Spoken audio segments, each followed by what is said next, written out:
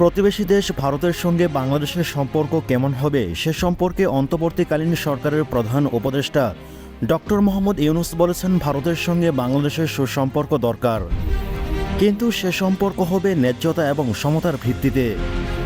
রাজধানীর তেজগাঁওয়ে প্রধান উপদেষ্টার কার্যালয়ে শিক্ষার্থীদের সঙ্গে মত বিনিময়কালে তাদের এক প্রশ্নের জবাবে উপদেষ্টা এসব কথা বলেন।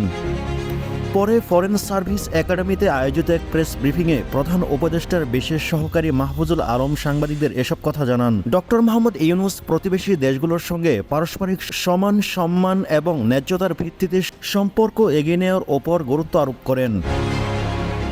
প্রধান উপদেষ্টা দক্ষিণ এশিয়ার আঞ্চলিক সহযোগিতা বাড়াতে সার্ক পণ্যজীবনের ওপর গুরুত্ব আরোপ করেন।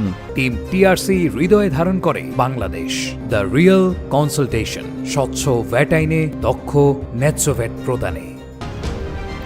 এদিকে মব জাস্টিস প্রসঙ্গে প্রধান উপদেষ্টার বিশেষ সহকারী মাহফুজুল আলম বলেছেন, মব জাস্টিসের বিষয়ে সরকারের অবস্থান খুবই স্পষ্ট। কোনোভাবে এটি হতে দেওয়া যাবে না মাজার ও মন্দিরে হামলা বা কোনো ব্যক্তির আক্রোশের হামলায় জড়িতদের বিরুদ্ধে আইনগত ব্যবস্থা নেওয়া হবে।